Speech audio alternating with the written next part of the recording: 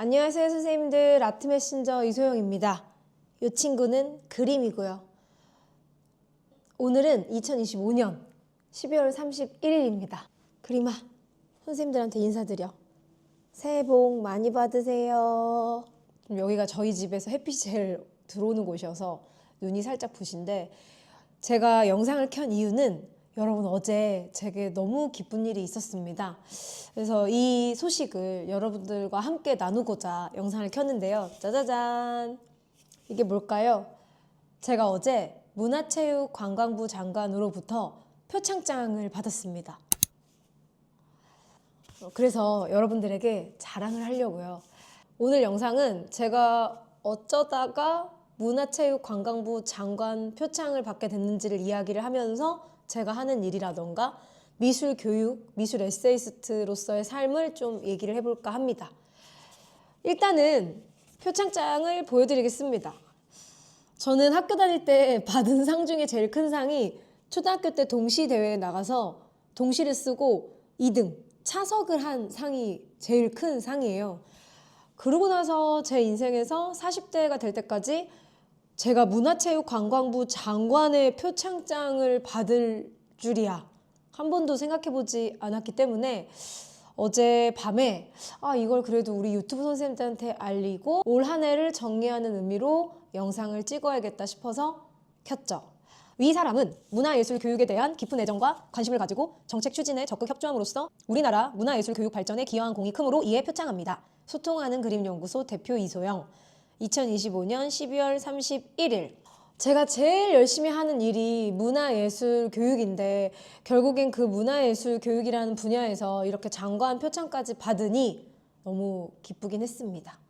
저는 사실 이런 장관 표창은 연예인들이 받는 줄 알았어요. 뭐 트로트 가수 임영웅 씨나 GD라던가 이런 연예인들이 대중문화예술상 같은 것 때문에 받는 줄 알았는데 교육인에게도 장관 표창이 있다는 걸 사실 처음 알았습니다. 그래서 너무 신기하기도 하고 도대체 문화체육관광부 장관 표창을 어떻게 받게 된 건지를 거꾸로 설명하면 제가 지금까지 했던 일들이 좀 나오니까 평상시 문화예술 교육이 궁금했던 분들이나 이소영 저 사람은 도대체 무슨 일을 하지? 궁금했던 분들은 이 영상을 끝까지 봐주시길 바랍니다. 일단 저는 후보로 올려주겠다라는 이야기를 사실은 들었습니다. 한국문화예술교육진흥원 아르떼로부터 들었는데요. 저는 꾸준히 학교 밖 미술교육을 하는 사람이다라고 저를 소개해 왔어요. 학교 밖 미술교육에는 여러 가지가 있겠지만 그중 하나가 한국문화예술교육진흥원에서 하는 프로젝트입니다. 올해 제가 뭘 했냐면 우리나라에는 학교 안에 있는 예술교육인도 많지만 학교 교사, 학교 밖 예술교육인이 정말 많습니다. 쉽게는 개인 비즈니스를 하는 분들, 미술학원, 피아노학원, 무용학원 같은 이런 분들도 예술교육인들이고요. 도서관이라던가 미술관에서 교육을 하는 에듀케이터들도 학교 밖 예술교육인들입니다.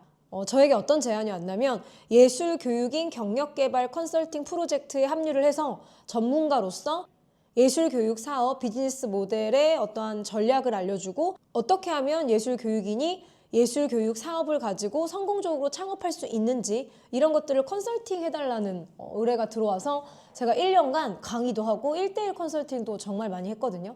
그래서 한 해를 마치면서 이 교육진흥원 선생님들께서 저를 이제 후보로 올려주셨고 될 수도 있고 안 될 수도 있다. 사실 안 될 거라고도 생각을 했는데 어저께 직접 받을 것이냐 아니면 택배로 받을 것이냐 그래서 제가 택배로 받겠다. 어제도 강의가 있어가지고 그래서 이렇게 택배로 왔습니다. 그래서 제가 사실은 제가 어떤 일을 하는지를 아주 예전에 유튜브 초창기에 소개한 적이 있어요. 어린이 미술 교육 사업도 하고 뮤지엄 교육 사업도 하고 강의도 하고 지필도 한다. 근데 한 6년이 흘러가지고 유튜브도 옛날 영상은 또 너무 오래돼서 2025년을 마무리하면서 한 번쯤 이야기를 해보자.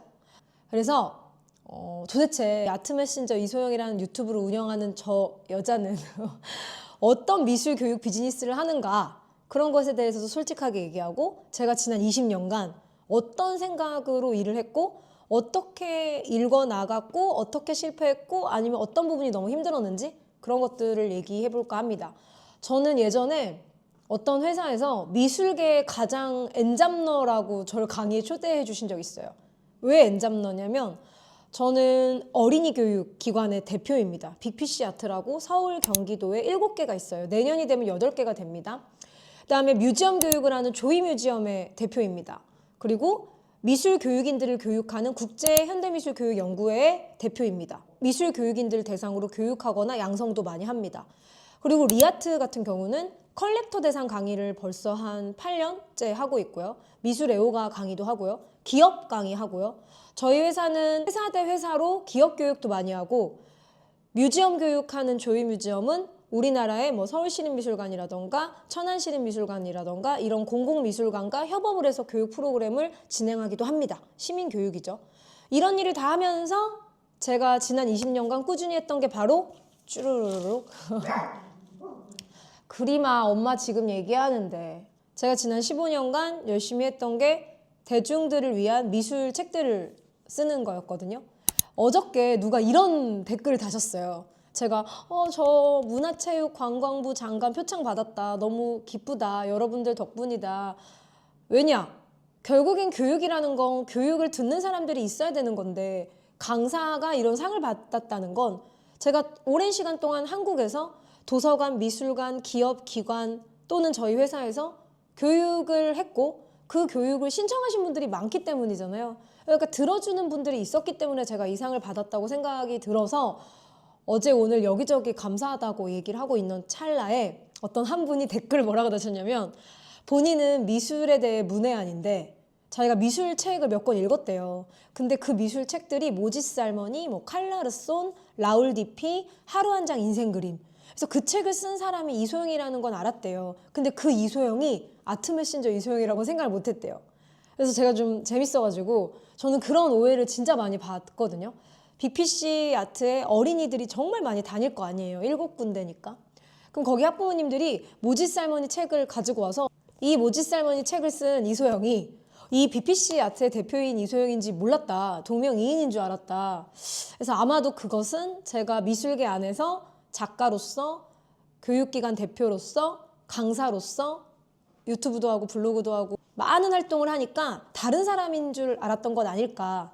왜냐? 대부분 작가는 책만 쓰고 개인 강의를 가지 저처럼 막 미술교육기관을 운영하는 사업체까지 하지는 많이 않으시는 것 같아요. 그래서 친구들이 장난으로 이소영이 한 명이 아니라 10개다. 이 머리카락 슉 뽑아가지고 후 불어서 이소영을 100명으로 만든 것처럼 일한다 너는. 이런 얘기를 했는데 오늘은 제가 미대를 졸업하고 대학원을 2번 다니면서 미술교육과 미술사를 공부하면서 어떻게 지난 20년간 미술 교육을 열심히 했나, 그리고 그 결과 상이 중요한 건 아니지만 어쨌든 한 번도 상상하지 못했던 이런 장관 표창까지 받게 된 이야기, 이런 거 조금 해볼까 하는데 재미없으시면 지금 나가시고요. 저는 이 영상을 찍으려고 결심한 이유가 우리나라는 여전히 미술계 안에서 직업들에 대해서 잘 모르시는 것 같아요. 큐레이터, 뭐 학예사 혹은 갤러리스트, 미술 선생님, 학교 선생님, 이런 것들은 아주 오래됐기 때문에 직업에 대한 인식이 있지만, 제가 하는 학교방 미술교육, 그러니까 미술교육인, 그리고 또 미술 에세이스트도 잘 모르십니다. 왜냐면 제가 교보문고나 알라딘이나 S24에 저를 검색을 해보면 미술 비평가나 학예사로 분류가 돼 있는 경우가 있어요. 저는 그걸 찾아서 연락해서 저는 큐레이터 아니고 미술 비평가 아니고 미술 에세이스트인데요 라고 말해서 분야를 바꿔놓거든요. 저는 직업 명칭에 연연하는 편은 아니지만 언제든지 직업은 동사형이라서 바뀔 수 있다고 생각을 하지만, 미술 에세이스트라는 직업도 알려줘야 된다고 생각을 하고 있고, 미술 교육인도 그냥 학교 교사가 아니라 학교 밖에서 미술 교육이 얼마나 많이 진행되고 있는지를 열심히 알려야 된다고 생각을 많이 하고 있어요. 그래서 이렇게 정부에서 예술 교육인 경력 개발 컨설팅 제안이 들어왔을 때 제가 20년간 했던 모든 노하우들을 후배 미술 교육인들에게 알려줘야 그 후배 미술 교육인들이 제가 한 번도 도전해보지 않았던 또 새로운 예술 교육 비즈니스들을 하면서 문화예술 교육이 넓어지고 또 이것이 되게 우리 사회에 중요해진다고 생각을 하기 때문에, 그래서 이렇게 영상을 찍는 건데요. 그러면 시간 순서대로 거슬러 올라가서 제가 숫자로 좀 얘기를 해드리자면 2006년도에 미대를 졸업을 했고요. 저는 미대도 재수를 했습니다. 너무 힘들게 미대를 들어갔는데 저는 화가가 되고 싶다거나 디자이너가 되고 싶다는 생각을 안 했어요. 저는 엄마가 미술교육인이었거든요. 어린이들 대상으로 미술교육을 했기 때문에 대학교 1학년 때부터 21살 때부터 계속 이력이 미술선생님, 아동미술선생님이었습니다. 그래서 결국엔 졸업을 하고 나니 너무 신기한 게 미대를 다닌다고 해서 모두가 미술교육을 잘하는 게 아니거든요. 미대는 저는 금속공예 디자인과였는데 저는 금속공예 디자인에 대해서만 4년을 배운 거여서 용접하거나 주얼리 공부하거나 조명 만들거나 가구 만드는 거 이런 것들을 공부를 했어요. 그렇기 때문에 제가 갑자기 미술 선생님이 된다고 해서 아동들의 심리나 아동들의 발달 단계를 완벽히 아는 것도 아니고 교육학에 대해서 무지했습니다. 제가 졸업을 하고 창의력 연구소 같은 곳에 대치동에 잠깐 입사를 했었는데 1년 반 동안 월급이 나오지 않았지만 너무 재밌어서 계속 다녔어요. 그래서 그때 제가 나는 이 미술 교육이라는 일이 월급을 안 줘도 그러면 안 되죠 원래. 그러면 안 되는데 너무 사회 초년생이어서 월급이 130만 원 정도였던 것 같아요. 주 6일이라고. 근데 그때는 막 노동법 이런 것도 잘 몰랐고 이래가지고 그냥 월급이 안 나오나 보다, 힘든가 보다 회사가. 자꾸 주겠다 하고 안 주니까요. 이런 이야기 예전에도 한 적이 있는데 근데 어쨌든 1년 반을 월급을 안 받고도 다닐 수 있다니. 과외를 했던 돈이 있어서 과외에서 모은 돈으로 막 살고 그랬거든요. 부끄러웠죠. 친구들한테 말도 못하고. 근데 어쨌든 가장 중요한 건 돈을 받지 않고도 1년 반을 일했다라는 지점이 내가 앞으로 평생 이 미술 교육을 해도 재밌겠다. 돈을 못 벌어도 너는 이 일을 재밌어 하는구나. 그 포인트 때문에 제가 미술 교육을 잘하려면 어떻게 해야 할까 생각을 하다가 이제 한양대 미술교육 석사에 지원을 합니다. 저 때는 미술교육대학원이 논술이 있었어요. 그래서 고대도 논술이 있었고 한양대도 논술이 있었는데 저는 그때 공부가 너무 재밌었거든요. 뭔가 내가 생각한 미술 교육의 어떤 방법론들을 글로 쓰고 또 미술사를 글로 써보면서 프로그램을 기획하고 내가 뭘 연구하고 싶은지 알리는 거. 한양대 사범대 교육대학원을 26살부터 28살 때까지 너무 열심히 다녔습니다. 저는 제 인생에서 미대도 너무 좋았지만 사람이 필요하면 석사를 가야 된다는 걸 처음 느꼈고 한양대학교에서 5학기 동안 정말 열심히 동료들과 함께 미술 교육을 진심으로 생각하는 법을 배우고 나서 그때 인생 일대 어떤 라이프워크를 찾았다라고 생각을 합니다. 그때는 동기들이 한 10명 정도였어요. 그 중에 한 90%는 다 임용고시를 봤고요. 저도 초반에는 임용고시를 봐야 하나라고 생각을 했지만 솔직히 그 당시에 미술 선생님을 뽑는 인원이 너무 작아서 저는 자신이 없었습니다. 친구들과 경쟁해서 친구들을 이겨서 미술 선생님이 되는 것이 과연 내가 가능할까? 그래서 저는 아닌 것 같으면 빨리 포기하거든요. 6개월 정도 학교 교사, 임용고시 준비를 하다가 모든 책을 친구들한테 다 주고 인강도 다 건을 넘기고 회원권을 넘기고 바로 제가 어린이 미술 교육원을 운영을 해야겠다 해서 대치동에 아주 작은 정말 창문도 없는 진짜 조그만 10몇 평의 BPC 아트를 오픈을 한 거죠. 이게 2010년도입니다. 석사 졸업하자마자 바로 진행을 했고요. 대치동으로 정한 이유는 제가 과거에 창의력 연구소에서 일할 때 그 지역이 대치동이었고 대치동만큼은 내가 하고 싶은 창의미술이라던가 현대미술 교육이라던가 뮤지엄 교육들을 했을 때 좀 호응이 있지 않을까라는 생각 때문이었습니다. 대치동에선 한 번도 교육을 받아보지 못한 경기도 일산 아이가 이제 대치동에 가게 된 거죠. 근데 저는 28살에 BPC 아트를 창업을 했죠. BPC 아트는 이름이 왜 BPC냐? 저는 팀버튼을 너무 사랑해서 20대 내내 팀버튼의 영화를 보면서 20대를 보냈는데요. 팀버튼의 영화가 비틀주스도 있고 크리스마스의 악몽도 있고 정말 많잖아요. 근데 저는 굴소년의 우울한 죽음이라는 동화책을 너무 좋아해요. 성냥개비가 모닥불을 사랑하는 이야기가 나옵니다. 둘이 끌어안는 순간 파멸이죠. 저는 근데 동화책이 그렇게 모순성을 안고 있다는 게 너무 충격적이어서 팀버튼을 너무 좋아했는데 어린이 현대미술 교육기관 이름을 굴소년의 우울한 죽음이라고 지을 수는 없잖아요. 그래서 제가 고민을 하다가 비틀주스라고 짓기도 그렇잖아요. 크리스마스의 악몽도 안 돼. 그래서 저는 빅피쉬 아트, 팀버튼의 영화 중에 빅피쉬라는 영화가 있잖아요. 그걸 제가 너무 좋아해서 상상력과 관련된 영화잖아요. 그래서 빅피쉬라고 지었는데 시간이 흐르니까 이 빅피쉬라는 이름을 사람들이 팀버튼 영화로 인식하지 않고 어린이들이 지금은 아주 작고 귀엽지만 커서 큰 물고기가 되라는 의미죠. 이래서 네, 그런 것도 있어요 라고 이야기를 하곤 합니다. 재밌는 건 저는 대학교 때부터 학비를 내지 않으려고 정말 발버둥을 쳤거든요. 이유는 저희 집이 학비를 대줄 정도로 넉넉지 않아서 대학교 들어갈 때부터 어떻게 하면 장학금을 받지? 그리고 한양대 대학원 다닐 때도 어떻게 하면 장학금을 받지? 근데 공부로 받는 건 너무 힘들어서요. 저는 대학교 때는 학교 홍보 모델을 했습니다. 학교 홍보대사가 되면 4년간 학비를 안 내도 된다 그래서 학교 홈페이지라던가 도서관 촬영 혹은 입시 때 학교를 홍보해야 되면 홍보대사가 돼서 일을 했고요. 4년 내내 무료로 다녔습니다.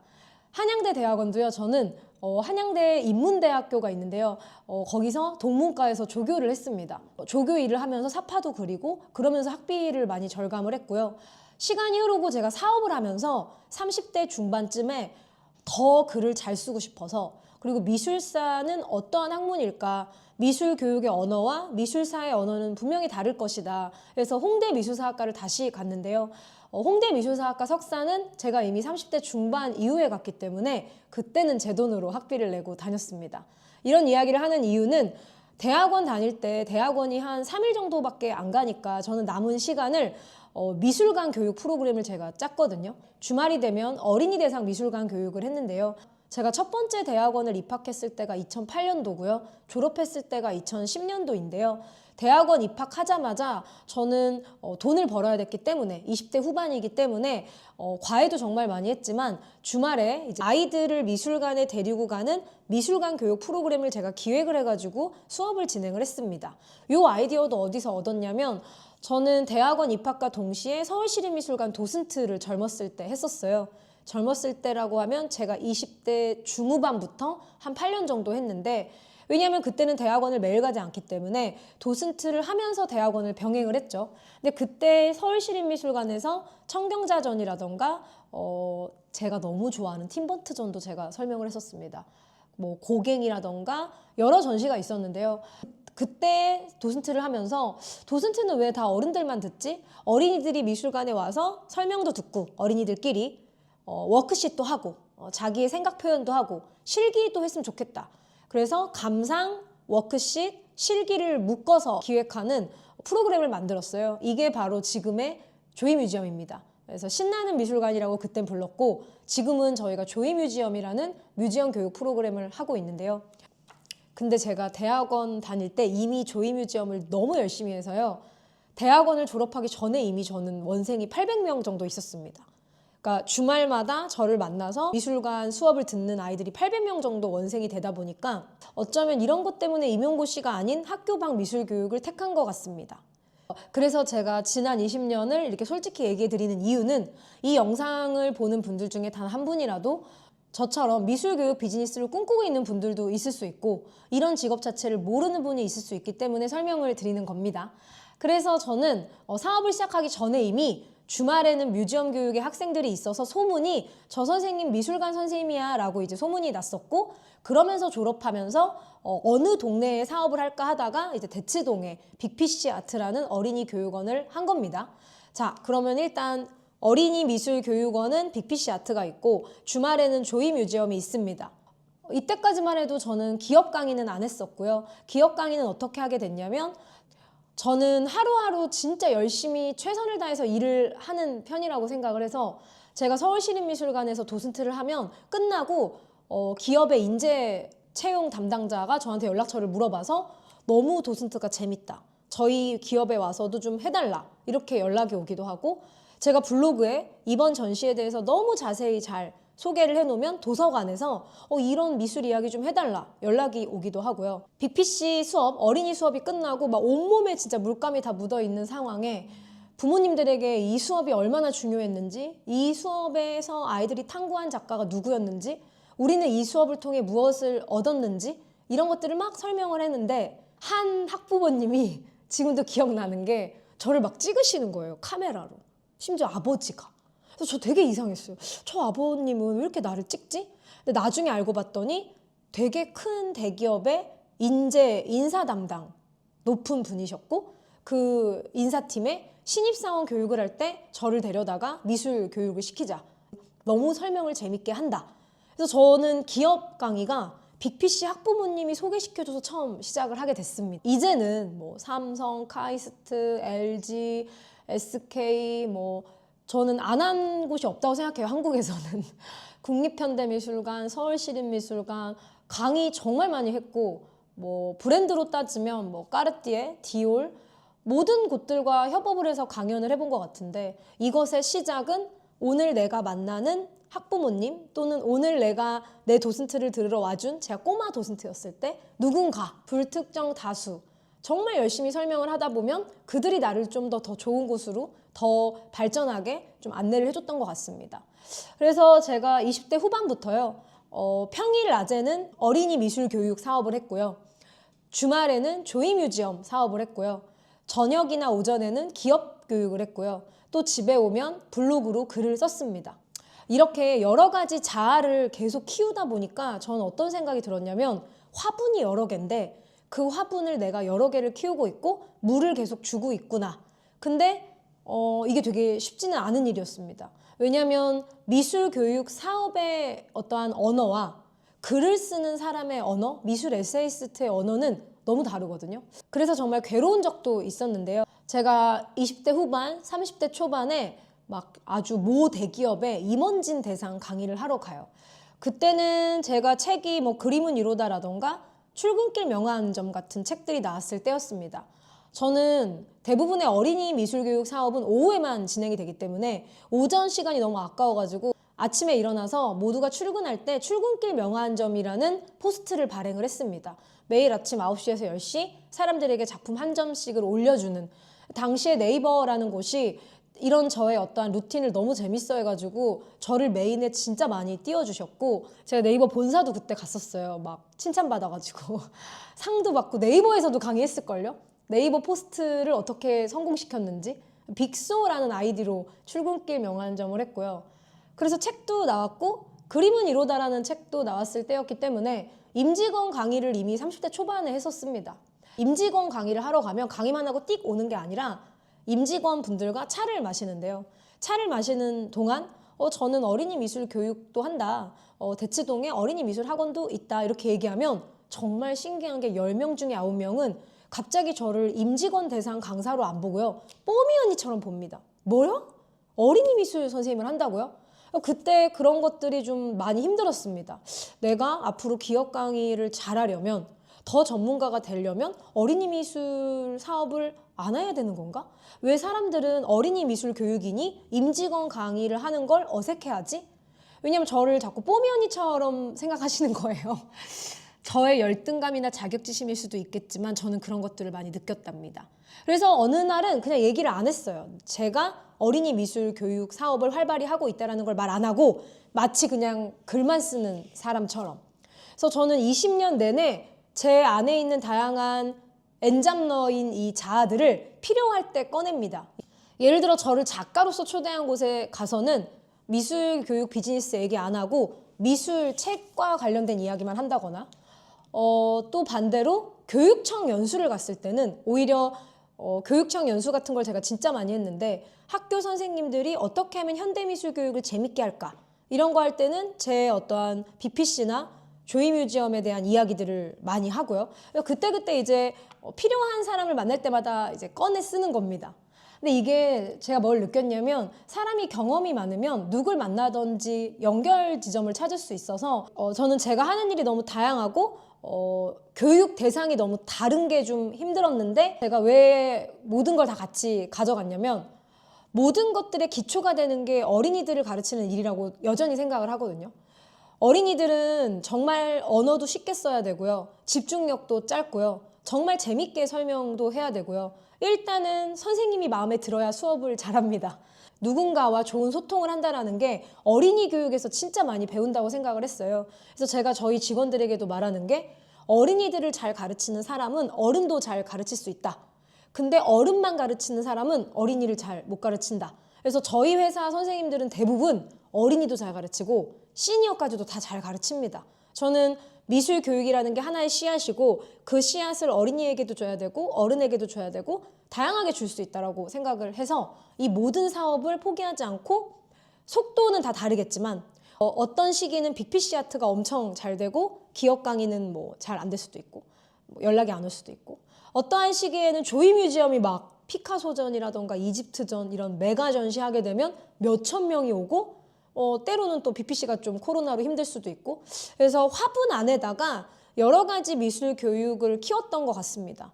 그러면서 빅피쉬 같은 것도 아주 작았지만 지금은 같은 건물에 상당히 큰 40평으로 커졌고 제가 한 8년 전부터는 본격적으로 리아트에서 미술 애호가나 컬렉터 대상 강의를 하게 됐는데요. 저는 컬렉팅도 사실은 미술 교육과 매우 밀접하게 연결돼 있습니다. 저를 아시는 분들은 제가 유키즈에서 아트 컬렉터로 소개됐다는 걸 아실 거예요. 유키즈 한 2021년 정도에 나갔었는데 이 유키즈 나왔을 때도 제가 유튜브를 몇 번 찍었다가 그냥 안 찍었어요. 안 올렸어요. 뭔가 유키즈 나온 걸 너무 알리는 것 같기도 하고 조금 그래가지고 근데 이제 이 유키즈 같은 경우에는 원래는 저를 작가님들이 모지스 할머니를 소개하는 책 또는 뭐 칼라르손에 대해서 소개하는 책, 즉 미술 에세이 작가로 저를 초대하고 싶었대요. 제가 쓴 책 중에 정말 신기한 게 이 모지스 할머니가 표지가 한 3번, 4번 바뀌면서 이 책이 우리나라에서 제가 쓴 책 중에선 제일 인기가 많았거든요. 저는 책 얘기를 잠깐 하자면 저는 죽을 때까지 미술책을 쓰는 할머니가 되고 싶은 게 저의 어떠한 가장 큰 꿈인데 미술교육 사업을 하면서 책을 쓰는 것도 상당히 충돌이 많이 일어날 수밖에 없습니다. 글을 쓰는 자아, 교육하는 자아, 교육 사업을 하는 대표의 자아는 다를 수밖에 없잖아요. 근데 이제 그때 한 번이라도 내 책이 예술 분야에서 1위를 했으면 좋겠다. 그런 고민을 했는데 이 책이 한 16주간 1위를 했던 책이고요. 최근에는 신간, 그림 읽는 밤이 나왔는데 이거는 오늘 친구가 찍어줬는데 교보문고에서 3위를 하고 있다고 합니다. 미술 관련 책을 쓸 때 상당히 힘들었습니다. 그래서 자기소개를 어떻게 해야 될지도 그냥 글만 쓰는 작가라고 소개하는 게 멋있나? 교육 사업을 한다라고 쓸까? 운영한다, 교육기관들을. 정말 열심히 이 모든 화분에 있는 씨앗들을 어린이 교육, 기업 교육, 뮤지엄 교육, 제 책 쓰는 일 열심히 키웠는데요. 그때 이제 유키즈에서 모지스 할머니를 소개하는 어떠한 그런 컨텐츠로 나올까 하다가 코로나 터지면서 이제 컬렉팅이란 게 붐이 일어가지고 이건희 컬렉션이 그때 한참 한국에서는 좀 인기가 많았고 작가님 알고 봤더니 취미로 미술 컬렉팅을 하시던데 이 아트 컬렉팅에 대한 이야기를 좀 유키즈에 나와서 해주셔라. 그래서 제가 컬렉터로서 유키즈에 나가서 저는 미술 교육인이지만 취미가 컬렉팅이다라고 소개를 한 거죠. 보셨을지 모르겠습니다만. 근데 이 아트 컬렉팅 하는 것도요. 저는 사실 빅피쉬랑 조이 뮤지엄 운영할 때 저희 선생님들이 작가가 정말 많았고요. 저희 선생님들 친구들이 그 당시에 작가 중에 한지영 작가, 정이지 작가, 이희준 작가, 뭐 이동혁 작가, 김민희 작가 이런 좀 80년대생, 90년대생 작가들이었어요. 제 또래의 저보다 조금 어린 선생님들이 대표님 제 친구가 이런 작업을 하는데요. 또는 대표님 제 전시가 곧 있는데요. 그래서 저는 아트 컬렉팅 할 때도 물론 제가 에텔 아드난이라던가 뭐 쿠사마 야요이라던가 줄리안 오피 같이 유명한 작가들의 작품도 소장을 했지만 사실 젊은 작가들은 저희 선생님들의 친구의 작품을 소장하는 마음으로 했습니다. 그렇게 또 한 10년을 했더니 지금은 이 작가들이 거의 뭐 우리나라 미술계에서 상당히 열심히 하고 있는 작가들이 됐잖아요. 모든 것들이 좀 연결돼 있는 것 같기도 하고요. 저처럼 교육도 해야 되고 글도 써야 되고 강의도 해야 되고 사업 운영까지 하잖아요. 그러면은 너무 뭐가 힘드냐면 SNS를 하는 것도 되게 힘듭니다. 제 개인 SNS에 BPC를 올려야 되나? 조이 뮤지엄을 올려야 되나? 기업 교육 간 걸 올려야 되나? 책도 홍보해야 되는데 다 올릴 수 없잖아요. 그래서 저는 어떠한 시점부터는 혼자서 한 가지만 하는 분이 부럽기도 했지만 이거를 다 나눴습니다. BPC 따로, 조이 뮤지엄 따로, ICA 따로, 리아트 따로. 제가 없어도 그 SNS 계정들이 운영이 되고 있게. 그래서 저희 직원들하고 분담한 것도 있고요. 또 임직원 강의를 하고 되게 큰 기업 강의를 하면서 제가 너무 뽀미 언니 같은 이미지를 가지면 또 안 되는 것도 있으니 저희 선생님들 중에 저보다 훨씬 뽀미 언니스러운 선생님들이 많을 거 아니에요. 어린이 교육이니까. 그래서 막 예전 거 영상 찾아보면 아트 부산 영상에 보면 저희 선생님들이 막 알프스 소녀 하이디처럼 옷 입고 막 귀여운 어린이 영상 이런 것도 찍었던 것 같습니다. 그래서 부서를 나누고 원장님, 부원장님 같은 선생님들을 나눠가지고 일을 분업화를 했죠. 그래서 이 모든 것이 저희 회사는 맞지만 이제는 좀 분업화가 돼서 돌아가기 때문에 BPC 같은 경우에는 저희 원장님들이 다 원마다 있으시고 조이뮤지엄도 완전히 책임으로 일하는 선생님이 있으시고 이런 식으로 좀 체계화를 하다 보니 조금씩 나아졌던 것 같습니다. 사실 가장 괴로운 건 글 쓰는 시간입니다. 미술 에세이스트로의 삶을 지속하는 게 쉽지는 않았던 게 미술 에세이라는 장르가 사실 딱 정해져 있는 장르도 아니고요. 정확한 직업명도 아닙니다. 누가 저한테 미술 에세이스트만으로 살아야 된다. 그 번 돈으로? 그러면 생각보다 한 달에 몇십만 원도 못 벌 수도 있는데요. 이것은 저의 정체성으로 끌고 가는 직업입니다. 그리고 저는 미술 비평도 참 중요하고 큐레이터의 역할도 중요하지만 미술 에세이가 너무 매력적인 장르라고 생각을 하거든요. 그래서 한 개인이 본인이 본 미술 작품에 대해 본인의 경험을 넣어서 산문을 쓴다라는 게 너무 매력적인 장르인 것 같아서 저는 한국의 미술 에세이라는 장르를 되게 많이 알리고 싶은 마음 때문에 항상 제 이야기와 화가의 이야기를 엮어서 책을 많이 썼던 것 같습니다. 제 이야기가 좀 많은 책도 있지만 제 이야기가 전혀 없는 책도 있습니다. 뭐 최근에 나온 책들도 그렇고 그래서 꾸준히 미술 에세이라는 것을 어떻게 써야 할 것인가를 연구하고 있습니다. 그리고 또 글을 쓴다라는 건 자신의 내면으로 침잠하는 일인데 교육 사업은 제 얼굴을 내비쳐야 더 잘 되는 거거든요. 그러니까 저는 INFP인데도 BPC 아트를 소개하는 대표로서의 영상에도 제가 나오고 조이뮤지엄을 소개하는 영상에도 제가 나와야 하고 회사의 대표니까 한 달에 한 번씩 모든 선생님들에게 영향력을 줄 수 있는 교육도 해야 하고 그러니까 되게 리더 관련 책, 브랜딩에 관련된 책, 마케팅에 관련된 책 이런 것을 막 공부하다가 갑자기 그림 읽는 밤 이런 책을 쓸 때면 자아가 막 섞이죠. 그래서 이렇게 자아가 충돌할 때는 어떻게 해야 되냐? 충돌하도록 둡니다. 특별히 아무리 발버둥을 쳐도 힘든 건 힘든 거더라고요. 여러 가지 일을 하는 사람들은 어쩔 수 없이 혼란스러울 수밖에 없는데요. 그 혼란이 잠재워지지 않는 것 같습니다. 저도 그랬거든요. 미술 교육 사업도 고민해야 돼. 책도 써야 돼. 책 쓸 때는 아주 가장 집중력 있고 맑고 감성적인 정신이 필요해. 그러다가 또 강의할 때는 전달을 잘해야 돼. 이 모든 것들이 충돌하면서 시간이 흐르는 건데요. 그래서 미술사 대학원을 갔던 것 같습니다. 30대 중반인가에 훌쩍 넘어서 다시 가서 공부를 했는데 사실 여전히 미술 교육과 미술사는 죽을 때까지 제가 탐구해야 되는 학문이라고 생각을 하고요. 저는 미술 교육은 석사 끝나고 박사까지도 갔다가 박사는 휴학을 했거든요.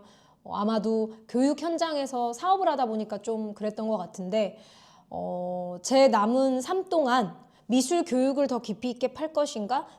미술사를 더 깊이 있게 팔 것인가? 미학이나 뭐 예술학 이런 것들도 새롭게 또 공부를 해볼까 뭐 여러 가지 생각을 하고 있습니다. 그래서 누가 저보고 석사 부자라고 석사 공부하는 걸 너무 좋아한다고 저는 공부는 관뚜껑을 닫을 때까지 해야 된다라고 생각을 하기 때문에 제가 출판계에서 책 쓰는 작가로서 활동을 할 때도 저는 이런 고민을 많이 했습니다. 사업을 하면서 책을 쓰면요. 너 사업 홍보하려고 책 썼구나. 너네 BPC 잘 되게 하려고 책 한 권 쓴 거야? 저는 그 얘기가 너무 듣기 싫었습니다. 왜냐하면 그럴 수 있다고 생각을 해요. 내가 어떠한 교육기관을 운영하는데 그 교육기관을 알리기 위한 책을 한 권을 쓴다?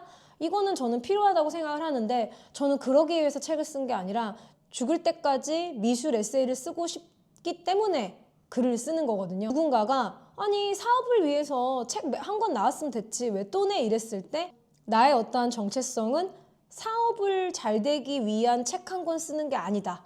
나는 정말 한국의 미술을 알리는 좋은 기획들로 나만의 좀 뾰족한 기획으로 좋은 책들을 쓰고 싶다라는 욕심이 항상 있었고요. 그 과정에서 이제 출판사들을 만나보고 바꿔가면서 글을 쓰는 작가는 어떻게 살아가고 어떻게 출판사를 도와야 하고 어떤 생각으로 글을 써야 하는지에 대해서도 많이 배우고 있습니다. 그래서 책을 꾸준히 쓰고 있지만 여전히 어렵고 또 어떠한 미술 관련 책들이 우리가 살고 있는 이 시대에 나무에게 미안하지 않고 필요할까 그런 생각을 하면서 작가로서의 정체성도 화분에 물을 주고 있죠. 그래서 제가 문화체육관광부 장관 표창장을 받은 기념으로 저도 아직 40대여서 갈 길이 멀지만 오늘의 이야기를 요약을 해봤습니다. 일단 첫 번째는요. 예술계에 종사하는 분들은 직업을 딱 하나로 정하기가 상당히 어려운 것 같아요. 아주 다양한 일을 할 수 있기 때문에 본인이 하는 일에 한계를 두지 않았으면 좋겠습니다. 그래서 제가 본인이 하는 일을 여러 개의 화분에 담고 그 화분들을 골고루 물을 주되 본인이 그 시기에 더 열심히 하고 싶은 화분은 더 잘 자랄 것이고 나는 이 화분을 좋아하긴 하지만 아직은 준비가 안 됐어. 그런 화분들은 좀 늦게 크겠죠. 그래서 저는 예술계에서 일하는 사람만큼은 꼭 한 가지 직업만 있어야 된다고 생각하지 않기 때문에 화분을 여러 개 만들고 각자 키우자. 근데 최선을 다해 죽이지 말고 모두가 살려보면 언젠간 한 20년 흘렀을 때 그 화분들이 화단이 된다 생각을 합니다. 두 번째는 좀 웃긴 건데요. 목표를 정하는 것이 중요합니다. 저는 사실 꿈은 없는데 하루하루 열심히 살고 인생 전체는 흘러가는 대로 살자라는 이동진 작가님의 말을 너무 좋아해요. 근데 저는 목표가 있긴 있었던 것 같습니다. 제가 BPC 아트를 처음 대학원 졸업하고 딱 오픈했을 때 많은 사람들이 소영이는 임용고시 안 보고 어린이 선생님 한대, 어린이 미술 선생님 한대 이랬을 때 제가 그때 내가 정말 좋은 현대미술 교육 프로그램 개발해서 나 국립현대미술관이랑 일해야지. 왜냐하면 국립현대미술관이 가장 크고 되게 중요한 기관이잖아요. 근데 제가 블로그에 BPC 아트의 현대미술 교육을 정말 열심히 소개했더니 당시에 국립현대미술관에서 멤버십 교육 하자고 해가지고 BPC가 한 4년 정도 했었습니다. 국립현대미술관에서 하는 다양한 전시들과 같이 어린이 멤버십 교육을 했었어요. 꿈을 이룬 거죠. 그리고 두 번째는 저는 한국에서 교육을 한다? 미술 교육을 한다? 그럼 EBS는 좀 나가봐야 되지 않나? 이런 생각을 했는데 EBS에서 현대미술과 관련된 어떠한 미니 강의? 이런 것들을 하게 됐어요. 그런 것도 꿈을 이뤘고 문화체육관광부 장관 표창 받는 건 꿈은 아니었는데 이제 이것도 이루게 됐고 그리고 책도 저는 사실 모든 출판사를 좋아하지만 제가 되게 좋아하는 출판사가 몇 개 있었어요. 그래서 저는 창비에서 책을 내보고 싶었거든요. 왜냐하면 좀 결이 다른 책이 나오지 않을까? 근데 이거는 판매와 상관없이 얘기하는 겁니다. 근데 서랍에서 꺼낸 미술관이라고 제가 원하는 출판사 책도 내봤고 근데 그러면서 배우는 거죠. 출판계도 참 다양한 출판사의 형태가 있구나.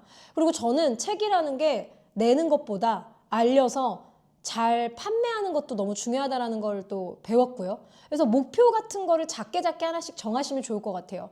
내가 개인 강사면 난 어디서 꼭 강의해야지?